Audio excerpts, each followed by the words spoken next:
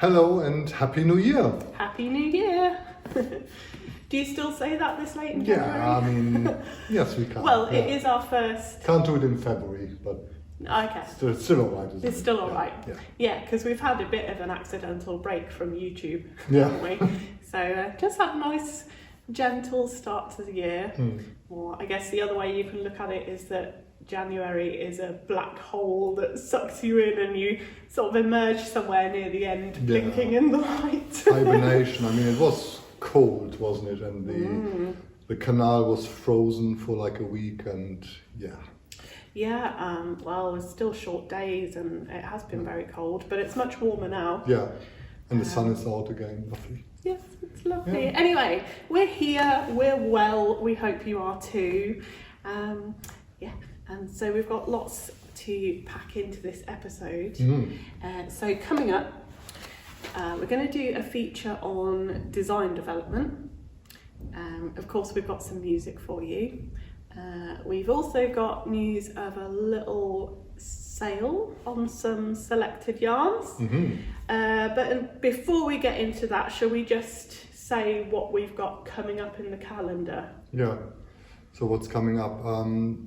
So we do another yarn show, Unravel in Farnham. Just look at the thing, it's 23rd to the 24th February and the 25th. So it's like a 3-day show. 3-day show. Friday, Saturday, Sunday, 23rd to 25th of February. Yeah, and that's in Farnham Maltings. Yeah, there's a little leaflet. Yeah, so that's a really good one. Yeah. It's very busy, quite trendy. Yeah. Oh, I've just realised I'm wearing my shawl that I designed for it last year. And don't I? Well, Oh yeah, you have. oh yeah, that was a genuine coincidence.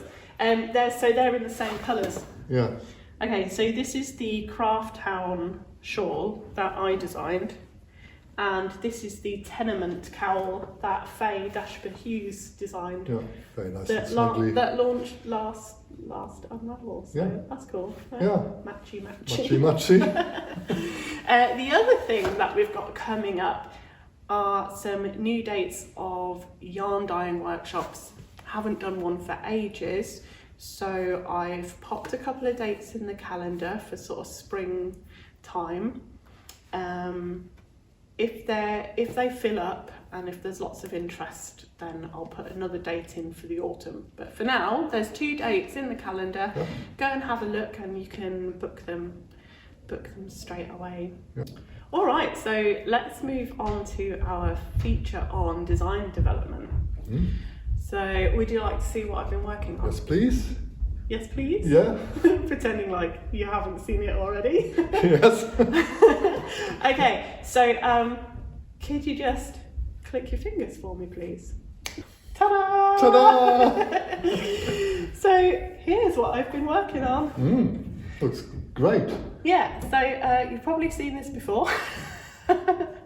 And if you follow us on Instagram, you may have seen that I recently ripped this back. So yeah, I just thought I would talk about the journey that I've been on with designing this, because I think a lot of designers are kind of busy working away in the background, and when you just see them come out with a new thing, you don't necessarily realise all of the work that's gone into it. So, a lot of work, yeah. Yeah, a lot of work. So I've still got needles attached. Oh yeah. So I'm going to, I think, change back and then discuss this a bit more. Yeah, so could you snap your fingers again for me? Amazing. Amazing. Yeah, so this jumper, amazing, it's here.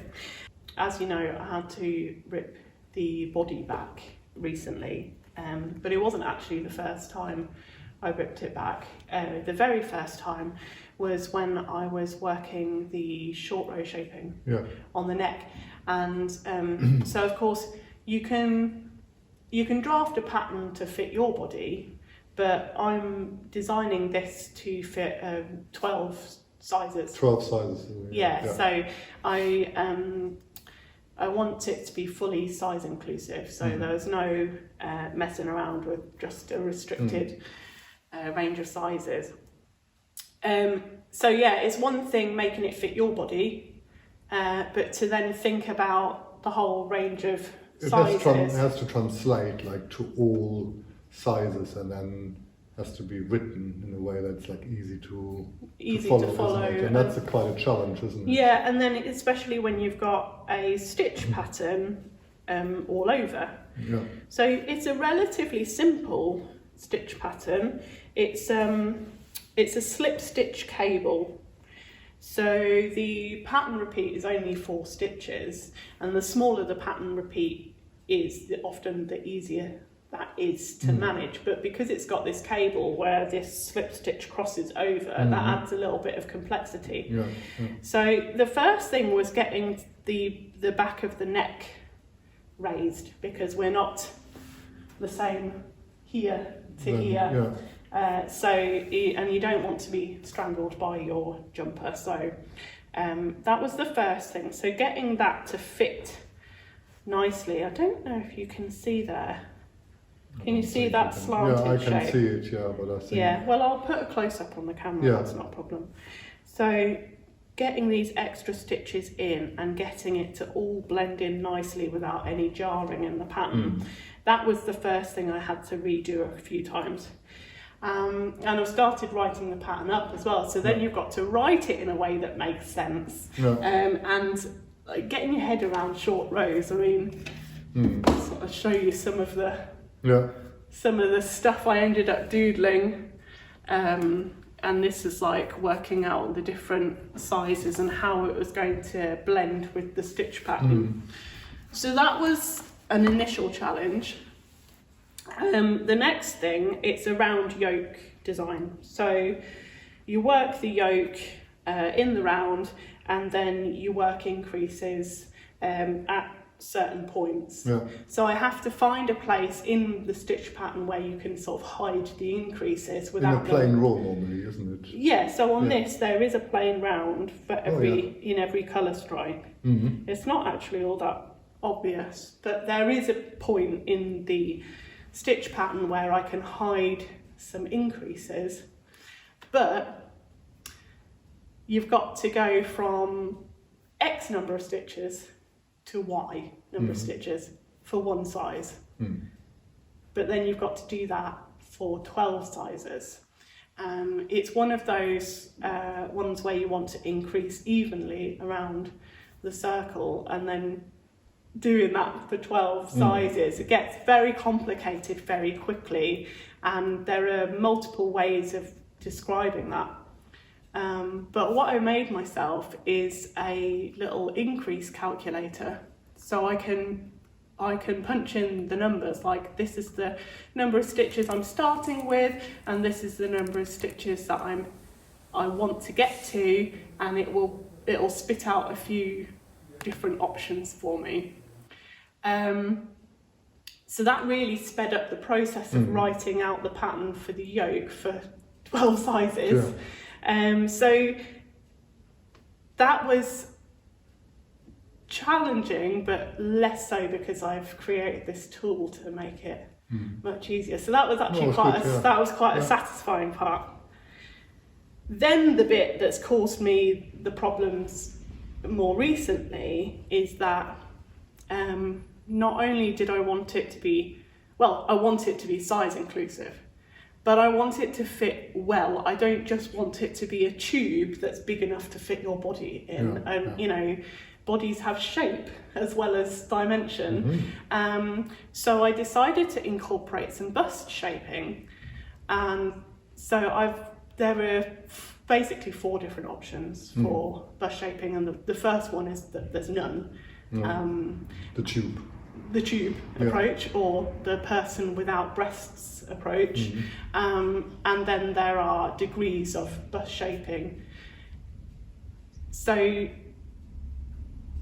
you've got to get to a point where you have more stitches on the front than you do on the back to have good fit. But then after the breast is passed, you don't want all the fabric hanging to flub off, like a tent off of the front. So that's always been personally my problem with a lot of jumper patterns, is that if I choose a size where the bust is big enough to go around me, I actually have a lot of excess fabric after the bust and it's all hanging. And also, if the pattern hasn't sort of accounted for the fact that I need more stitches in front than I do in the back, then I end up with it actually stretched across my bust and then a lot of excess fabric in the back which gapes. So it's all just, has this unbalance. It's just fluffy on the back, isn't it? It's like, and you end up having to wear an oversized jumper, finding a tube that fits everything in, but actually it's too big in some places and too small in other places. So I really wanted to get past that so that we can have a fit that really actually honours the shape of our bodies. So it's not without its challenges. It wasn't easy. It really wasn't easy, and so that's why I ended up ripping it back, because I had an idea for how to. So I get to a point where if you go for one of the bust shaping options, you've got more stitches in the front than in the back. So across the bust apex, which is the widest part of the bust, it fits me beautifully. But then below then, I need to get rid of those extra stitches. But I've got an all over stitch pattern. So it's just not that easy. The first thing I tried just made the fabric kind of warp in a weird way. So that's what made me rip it back. Then I tried taking the excess stitches out into the side seams. And what that did was it upset the stitch pattern. Instead of all these slip stitches stacking on top of one another. Was it that weird line which they made this like diagonal line. Which, it just really drew the eye into that area, which is not what I personally wanted. No, it wasn't good. I mean, there are ways that you can do, I could have done a chart where you're sort of nibbling away the stitches at the outer edge, but then you end up with not a full pattern repeat to make it work. And I was like, all gets complicated. It's quite unsatisfactory, and I really wanted a more elegant solution.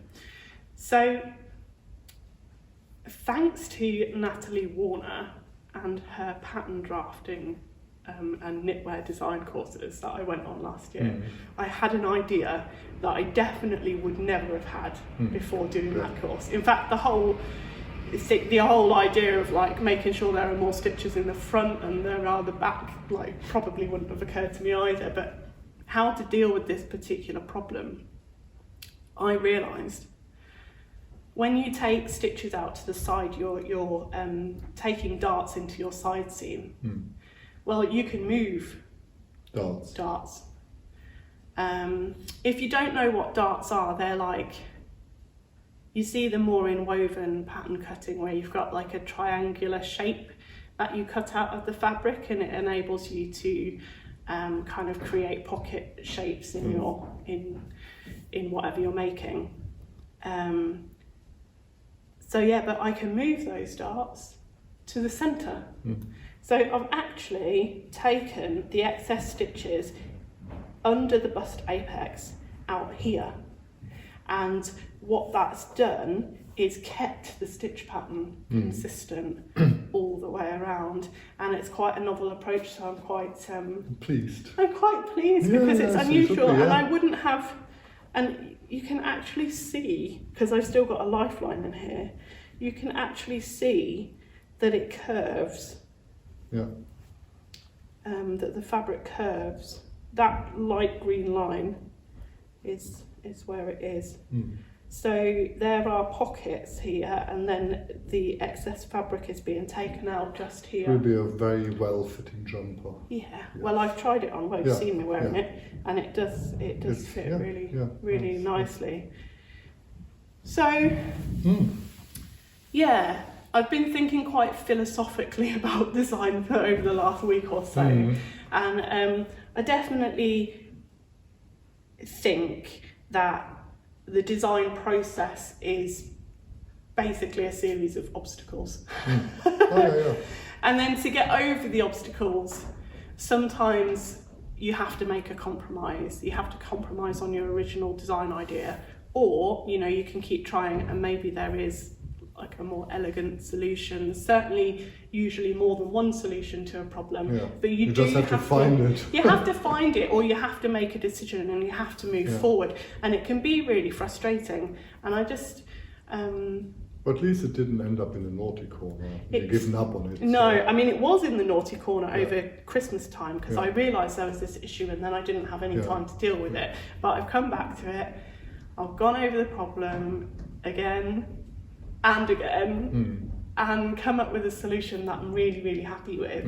But I just thought it would be interesting, to highlight that that's the process, that's what's happening. I'm not just slapping a stitch pattern on a jumper. It's just not that simple. There's always like unique problems that crop up, and but yeah, I'm nearly there now. So I'm just knitting the hem. It's got a split hem, so I have a nice relaxed. You've done already one half. I've done one half. I've got the other half on the go. Yeah. It's not showing very well. No, never mind. There we go. So there's one half, and then the other I'm still working on. Then obviously there's something missing here.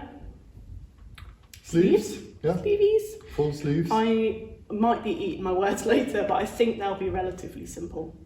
And then I'm done. Yeah. I am hoping. I'm a little bit nervous of saying this on camera, but I'm hoping that I can launch this at Unravel. Yeah. Oh, there's one more thing to show. Oh yeah. So while I was procrastinating from ripping this back. Yeah, we had a little look, didn't we, like in order for the future when it's done, to see like what chimera colours would look nice in that jumper. So that's number one. Yeah. I don't know how, I might just walk over. Yeah, maybe walk. So that is water, and what is the other one? Rainforest. That's water and rainforest, and Unterwasserwelt is the main colour, which is that. Yes. Yeah. And then I'll give you this. I think I might try doing this one again, because I've got an idea for a different main colour. I'm not working out where I need to move. Ah, there we go. Okay, but I really like the chimera colours in this one. So it's Fifth Element and My Other Boat is a Yacht. And then that's paired with Zwergpflaume at the moment, but I've got an idea for a different one. Oh yeah. So that one might change. And that looks quite nice and this warm. This is probably the one that would suit me the best, but I've done it in something else. So that's Moorspedekte Waldboden as the main colour, and then I've paired it with pumpkin and sunflower. So an orange and a yellow chimera there. Yeah, so... Yeah. Oh, I really like that. And it's so soft. It's really soft, and that hasn't even been blocked yet, whereas this has. I had to block it to be sure. And so there will be kits and all that kind of thing available then. A lot of work. Lots of work, but I feel like I've been stocking... Good strides. Yeah, you did. Forward. Yeah. And we stocked up chimera, didn't we? So had quite a flurry over before and after Christmas. So, we were right. Yeah, it's great. Yeah. Cool. So, before we move on to the music at the end, you're proposing a little sale on some yarns, aren't you? Yeah, we wanted to... we have the yarn for the new Leicester long wool and Jacob. Yeah, and we want to redo the range, don't we? Like some of the colours will remain, but we want to just have a fresh slate. Yeah. So as you know, we get fleeces directly from farmers for some of our ranges. So we have our Northamptonshire range, which is really local. And so within that range we have the Leicester long wool yarn. You're actually wearing a jumper in that or top. Oh, I am. Yeah. Yes. that Coincidence. I'm magically wearing since you clicked your fingers. So we've got a new batch of the Leicester Longwool, and because it's from a different year, it's the same sheep, a different year. The colour is very slightly different, so it would be good to clear the shelves and have like a fresh, here's the olds out, here's the new. And the same with the Jacob, which we call 7 4-ply. The previous batch we had split the brown and the white of the fleeces, so we had 2 distinct natural colours. This time we decided to put all of the colours in together, so we have a natural grey, so that's very different. The yarn's still absolutely gorgeous. It's very nice yarn. Yeah, really looking forward to woolen getting it on. spun. Yeah, so great for your colour work. Yeah, Fair Isles stranded knitting type stuff, and also lightweight knits and things like that. I might just grab a couple skeins. Yeah. So I just realised the sun is coming in from the canal side, and I can see your breath. It's actually not that warm. Here we are. It's not too bad in here No, it's not with too bad. the sun coming in. Right, so first of all, this is it. The sun's coming in a lot now. I don't know what it's going to do. Maybe I'll hold them up. So that's the Leicester Longwool, which is in my jumper. So that will have 20% off on the website right now. Please do empty our Help shelves. us, And then this is the Jacob, so the old Jacob. The old Jacob. So we've got the natural ecru, the natural brown, and then some dyed shades as well. But there's not very much left. No. So get it while it's there, and then we will refresh the range in due course. Yeah, that's our next big job, isn't it? Because that's a lot of work, like developing the colours and then do the first batch. But it's nice work. It is nice. And I have to work on the big dye pots, 100-litre pots, and it's nice and warm. If it's getting a bit colder, I can warm my hands. Talking of warm hands, are they warm enough for playing the violin? They're cold again. Yes, I think they're just right. Yeah. All right. So we're going to play for you a couple of shortisches. The first one is it's by a band called the Floating Sofa Quartet, and I want to say they're Danish. I think Finnish. I think the writer of the tune is maybe Finnish, but the band is from Denmark. Oh, okay. You can look them up and find out. Great band. Yeah. And then the second one is by a fantastic Italian accordion player who I met in November, called Filippo Gambetta. And that's one of his tunes. Yeah, very nice. So see you next time and enjoy. Yeah, thank you very much for watching.